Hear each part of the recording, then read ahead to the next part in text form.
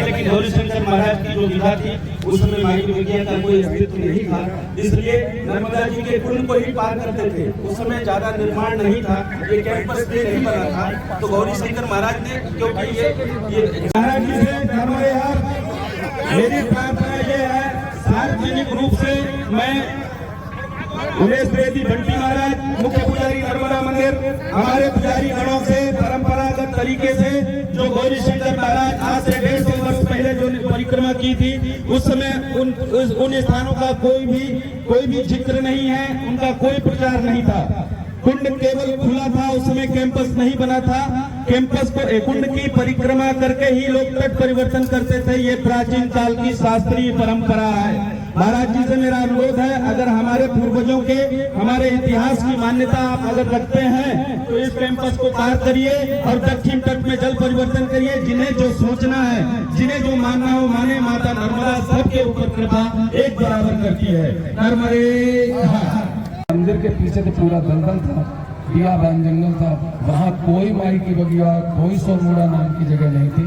पैसों के लिए इन्होंने बनाया। नर्मदा को छोड़ करके परिक्रमावासी गड्ढे में स्नान करने के लिए मजबूर है। नर्मदा को छोड़ करके मलिनिया नाम की नदी को पूजन करने के लिए मजबूर है। किसके कहने पर?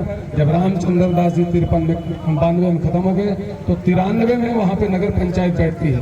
नगर पंचायत वहाँ जाकर के धंधा शुरू करती है, बाद में ठेकेदारी करवाती है और चपरासी को बैठ करके लोगों से लूटना और धर्म का नाम पर वहाँ दान दक्षिणा लेना शुरू करती है। पंडों का अधिकार चपरासी कैसे ले सकता है? पोस्टेड आदमी को अगर बैंक में आप पैसा देंगे तो आपके खाते में जाएगा। ऐसे दान जो देना चाहिए वो तीर्थ के पुरोहितों को देना चाहिए, न कि कर्मचारी को या शासन को देना चाहिए। इस प्रकार से मंदिरों में और मिला करके जो माई के बगिया नाम को बनाया गया है, वो परिक्रमा वासियों को परिक्रमा खंडित कराने के लिए बनाया गया है। उनकी परिक्रमा चपरासी कराएगा, दान पुण्य का परिक्रमा खंडित हो जाएगी।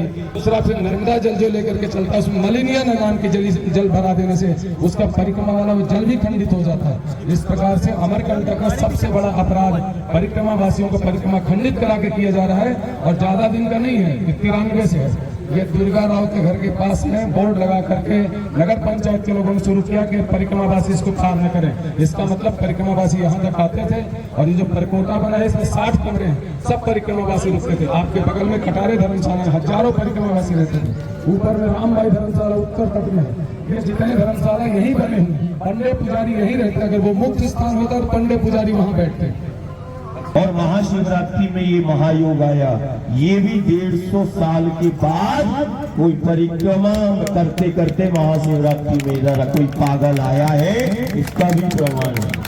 ये सिंह द्वार से माता जो है, और इसी परकोटा जिसको आज बना है, ये परकोटा का परिक्रमावासी भ्रमण करें और दक्षिण तट पर जो है जाएं और तट परिवर्तन करें। कुंड का नर्मदा का जल अपने कमंडल में विधिवत आचार्यों के सानिध्य में, आचार्यों के मार्गदर्शन में आप पूजन करें। उस आदि शक्ति को धारण किया है, वो तो जैसे ही अमरकंटक प्रवेश करेंगे वैसे ही माई का तुम्हारा स्पर्श हो गया। ये तो कुंड है, कोई सागर थोड़ी ना है कि पार होना है। कुंड का ऐसा भ्रमण करते हुए तो ये परकोटा बना हुआ है, परकोटे से उस तरफ आए है ना, और दक्षिण तट पे यहाँ दर्शन।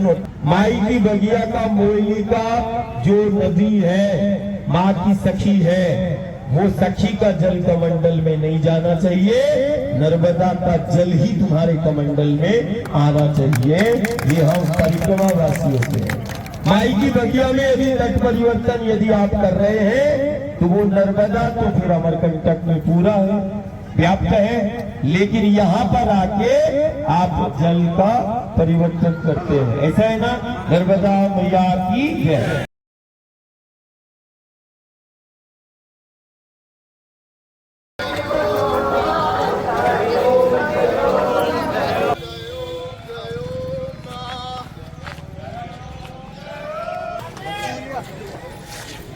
Yeah.